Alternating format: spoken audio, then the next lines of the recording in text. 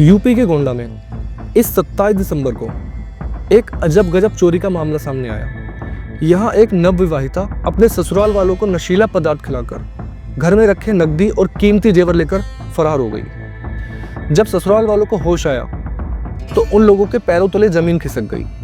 उन्होंने फौरन पुलिस में इसकी शिकायत दर्ज कराई। बाद में फिर पुलिस ने आरोपी नवविवाहिता को अपने गिरफ्त में ले लिया। उसके साथ 4 अन्य लोगों को भी गिरफ्तार किया। नमस्कार दोस्तों, मैं आशीष संधू आपका बहुत बहुत स्वागत करता हूं हमारे और आपके YouTube channel top crime stories पर।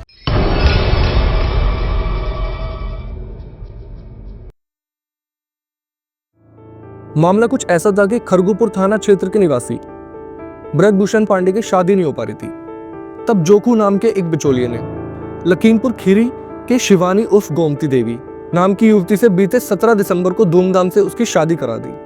31 दिसंबर को शादी वाले दिन कुछ रीति रिवाजों से जुड़े कार्यक्रमों का आयोजन किया गया था।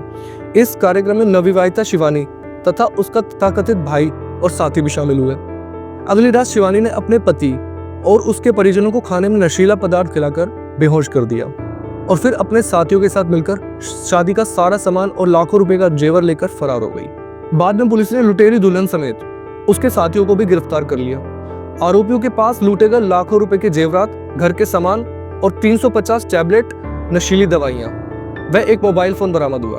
इन ठगों ने पूछताछ में स्वीकार किया कि उनका एक संगठित गिरोह है जो रुपयों के लिए तरह तरह के तरीके अपनाकर ऐसी घटनाओं को अंजाम दिया करते हैं। नवंबर 2023 में कानपुर पुलिस ने एक ऐसी ही लुटेरी दुल्हन को गिरफ्तार किया था। उसने पहले अपने पति को तलाक दिया, फिर 2 युवकों के साथ शादी की और उन्हें लाखों रुपए की चपत लगा दी। शातिर महिला के शिकार हुए तीसरे पति ने महिला की असलियत जानने के बाद पुलिस से शिकायत की। यह महिला सरकारी नौकरी करने वालों को अपना शिकार बनाती थी और फेसबुक पर दोस्ती का झांसा देकर शिकार को फंसाती थी। वह सरकारी नौकरी वाले युवकों को प्रेम जाल में फंसाने के बाद उनसे शादी करती और शादी के बाद लूट का खेल शुरू हो जाता था।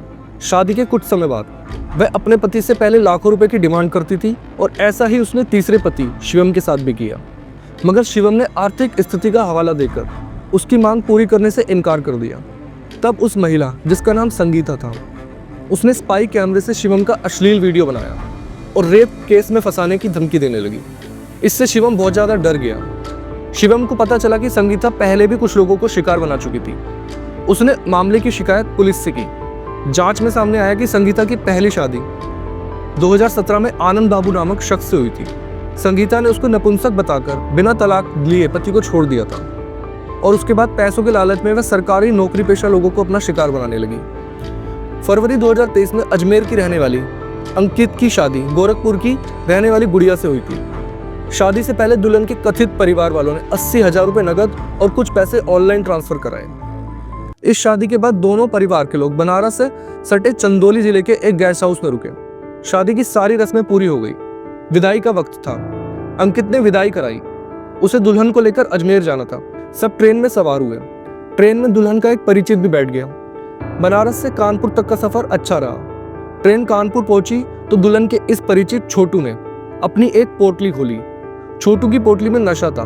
उसने अंकित और अंकित के घर वालों को चाय व नमकीन में नशीला पदार्थ खिलाकर बेहोश कर दिया और फिर सामान वगैरह लूटकर दुल्हन अपने साथ छोटू के साथ फरार हो गई।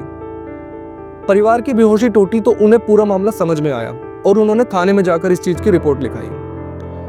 बाद में लुटेरी दुल्हन पुलिस की गिरफ्त में आ गई।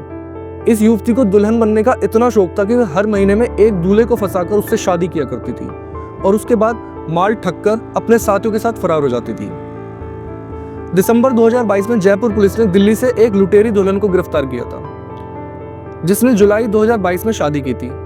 शादी के बदले दूल्हे के परिवार से 3 लाख रुपए लिए गए थे। शादी के 1 हफ्ते बाद ही दुल्हन घर से गहने और 2 लाख रुपए लेकर फरार हो गई थी। पुलिस ने इस मामले में 2 लोगों को और भी गिरफ्तार किया, जिनका काम था शादी के नाम पर लोगों को ठगना। इन सभी मामलों में ठगी का ट्रेंड लगभग एक जैसा रहा। ठगों की पूरी गैंग होती है। इनमें पुरुष सदस्य बिचौलिए का काम करते हैं और ऐसे लड़कों का पता लगाते हैं जो शादी के लिए लड़की की तलाश कर रहे हैं। फिर गैंग के ही लोग परिवार के सदस्य बनकर दूल्हे के परिवार वालों से मिलते हैं और शादी से कुछ दिनों पहले खर्च के नाम पर दूल्हे के परिवार से पैसों की मांग की जाती है। ठीक ऐसी ही एक कहानी एक्ट्रेस सोनम कपूर अभिनीत फिल्म डोली की डोली में देखी गई थी, जो 23 जनवरी 2015 को रिलीज हुई थी। फिल्म में सोनम एक ऐसी लुटेरी दुल्हन के किरदार में नजर आई जो पैसों के लिए शादी करती है और फिर लड़के को धोखा दे देती है। सोनम ने फिल्म में एक छोटे शहर की लड़की का किरदार निभाया था जिसके सपने बड़े थे। कुछ समय बाद वो दिल्ली आ जाती है और यहीं से पैसों के लिए लड़कों को ठगते हुए लुटेरी दुल्हन बन जाती है। शादी ब्याह एक ऐसा मामला है जिसमें दो परिवार मिलते हैं, उनके बीच हमेशा के लिए एक रिश्ता बन जाता है। इस रिश्ते की डोर सोच समझकर ही किसी के हाथों में देनी चाहिए। अचानक कभी इतने बड़े फैसले कभी भी नहीं लेने चाहिए, खासकर जब सामने वाला परिवार आपका परिचित नहीं है। पहले उस परिवार के बारे में दूसरों से खोज खबर लीजिए, उस परिवार और उस लड़की की भली भांति जांच कीजिए। जब तक कि सही इंफॉर्मेशन ना मिले शादी करने की कभी भी जल्दबाजी नहीं करनी चाहिए। अगर आपको धोखे से बचना है तो बहुत ज्यादा सावधानी की जरूरत है और कोशिश यही करनी चाहिए कि किसी परिचित परिवार से रिश्ता जोड़ा जाए या ऐसे परिवार से जिसे आपका कोई जानने वाला व्यक्ति पहले से जानता हो। व्यक्ति को पहले परखिए, उसके बाद ही शादी के लिए हाँ बोलिए। उम्मीद है आपको ये कहानी पसंद आई होगी और आपने इस कहानी से कहीं ना कुछ जरूर सीखा होगा। दोस्तों, चैनल को आप सब्सक्राइब नहीं कर रहे हैं, प्लीज चैनल को सब्सक्राइब जरूर करें। इससे हमें मोटिवेशन मिलता है और हम आगे अपने नई वीडियो के लिए काम करने के लिए मोटिवेट होते हैं। प्लीज चैनल को सब्सक्राइब जरूर कीजिएगा और हो सके तो कमेंट करके अपनी राय जरूर दीजिएगा।